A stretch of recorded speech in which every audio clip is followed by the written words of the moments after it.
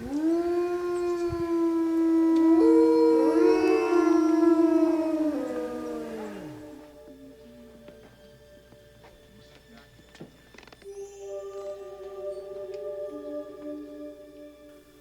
when I did my first episode of this series, I mentioned that one of my great childhood fears was pictures coming alive. I didn't like the way paintings and photos looked at me, like I was being watched by some dark hunter, and that I was its prey. This painting, bought at a flea market, was a particularly creepy part of growing up. I don't know if it's her neck, or her eyes, or whatever, but I was afraid of her. I guess this is a phobia, like how some people are afraid of clowns. So let's explore horror cinema's use of paintings that come alive. What is it about art that makes it so scary? Is it the way it captures us? Or is it what we're willing to do in order to perfect it? Or is it just that an ancient ghost demon inhabits the picture and wants a baby child to possess in order to become human again? There actually aren't that many films that deal with the topic of possessed paintings. The recent Netflix film, Velvet Buzzsaw, is one of only a few. The movie satirizes the art community by unleashing upon them possessed paintings made with the blood of the artist. I'm sure there's a metaphor in there somewhere, especially as everyone the paintings kill are shallow fakes. Now, the film is a fun watch, but what struck me most about it was that the art on display was actually remarkably good. Whomever did the paintings had true talent, and I'd love to see these works in an exhibit. And that, quite frankly, is a stunning achievement by the filmmakers. I think that's perhaps why so few movies about art are made, because the moment you show a work on screen, like in Herschel Gordon Lewis's splatter film Color Me Blood Red, and said artwork is demonstratively bad, then the illusion is broken. Nor does it help that this particular film is actually awful.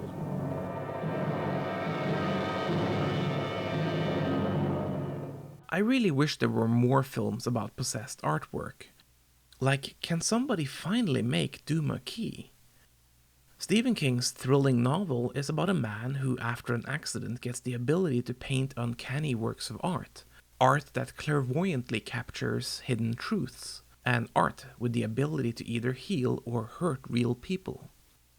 I don't know how they're going to film this story, because if the art is unconvincing or poor, then the whole thing will collapse like an unsuccessful souffle.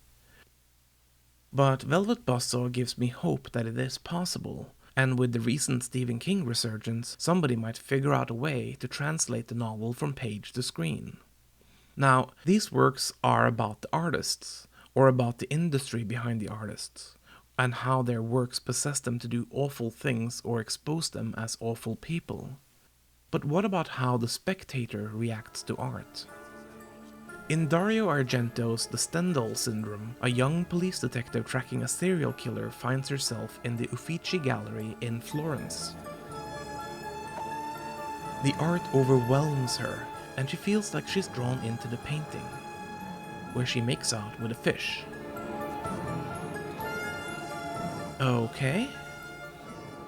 The film is remarkable for the early story sequences where the woman enters the paintings, but sadly, this is not one of Argento's finest films, and it loses its way shortly after its mesmerizing opening scene. Instead of studying the impact of art, the film veers into typical giallo territory, leaving the fascinating subject of being overwhelmed by art by the wayside, focusing instead on a thread-worn psycho-murder plot. Alas, the intersection between art and horror is a seldom explored topic, but some filmmakers have used art as a gateway to explore other issues, usually nightmares. In Alfred Hitchcock's thriller Spellbound, which has nothing specific to do with art, Hitchcock has lead actor Gregory Peck enter a nightmare to unlock a trauma from his past. To capture the quality of troubled memories, Hitchcock engaged Spanish surrealist Salvador Dalí, he of the Melting Clocks fame, and he had him design a dream world. The sequence that follows is a masterful kaleidoscope of a haunted world. Hitchcock used the painted art as a means by which to communicate trauma. and few artists are better suited for this than Salvador Dali. Martin Scorsese pulled a similar trick, albeit far more subtly, in Shutter Island, where he used Gustav Klimt's The Kiss as a visual inspiration for the film's most haunting nightmare sequence. In Alien, Ridley Scott found the key to creating a stunning monster and even more stunning world by bringing artist H.R. Giger on board. And thanks to that decision, we've got one of the most compelling waking nightmares ever committed to screen. The painted art is reflected everywhere in cinema. Hell, filmmakers have used paintings for backdrops since the beginning. The art of matte paintings is sadly today fading away as digital landscapes replace it, but the imprint of art on cinema is immense. This is true of movies today, and of movies from the dawn of cinema.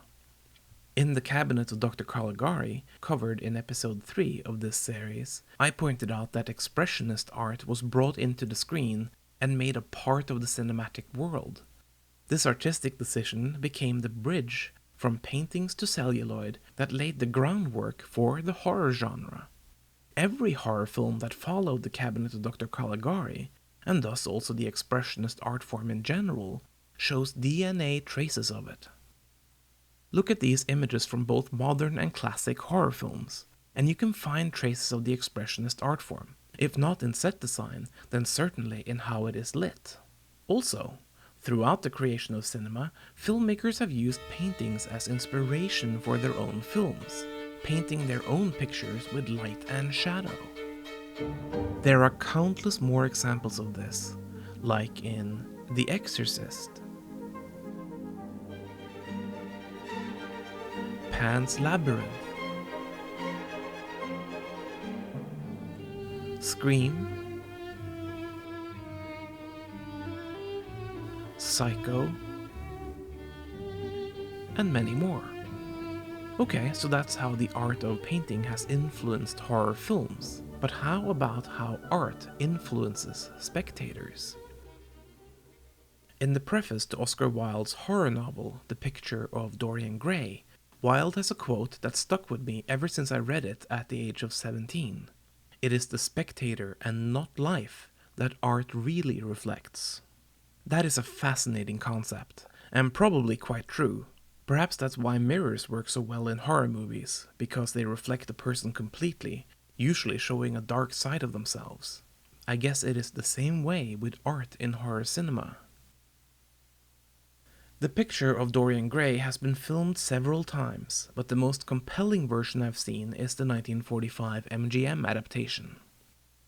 The story is about a vain man who wishes he could stay young and beautiful forever, and thanks to a nearby Egyptian cat statue, the wish comes through. The catch is, the portrait he just posed for takes on the cost of the young man's aging, but more than that, it takes on the cost of his sins as well. As Dorian Gray keeps wronging people, and even committing murder, the picture becomes more and more grotesque, revealing his inner nature for anyone to see. So naturally, he hides the picture away. That is, until one day, he can't stand it any longer, plunging a dagger into the canvas, which by horror logic means he kills himself, and it also ensures the transference of his sins back into his own body.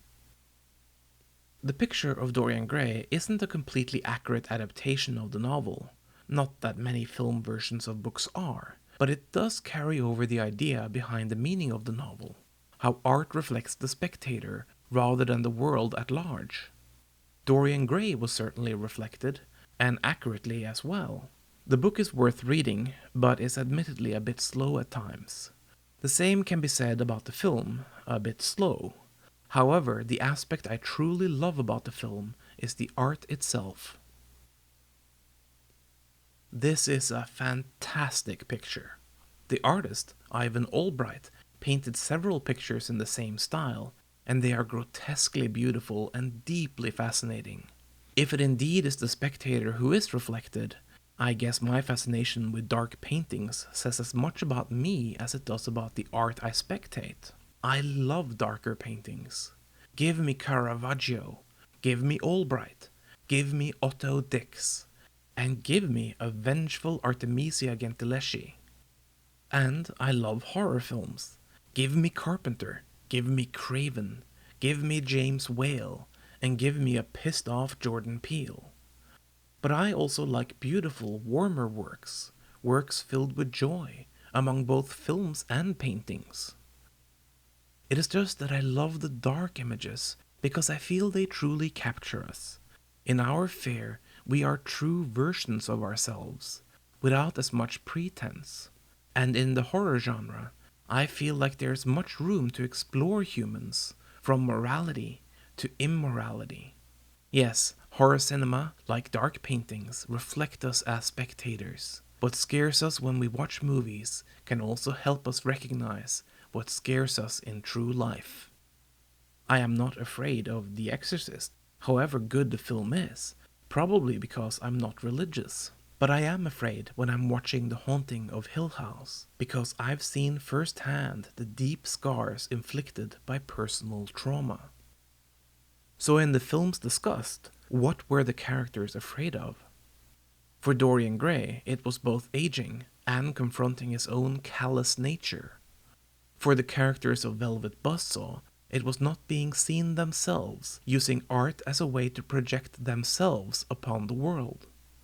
And for me, why am I afraid of paintings? Command me, Lord! Well, I guess saying I'm worried about becoming prey is too simple. But perhaps there's actually truth in that. Maybe it's not prey in the eaten by animals way I'm afraid of, but rather becoming prey to the world and the many callous people in it. My name is Wolf Craft. This is History of Horror. If you liked the episode, I'd sure appreciate a like, share, and subscribe. Speaking of being prey, join me next time for episode 14, Lions and Sharks and Rats, oh my! Also, if you want to check out some of my other works, I'm an author. My science fiction novel, God of Desolation, is currently available on Amazon, and my upcoming mystery novel, Richly Drawn, is available for pre-order on inkshares.com. Thanks a plenty.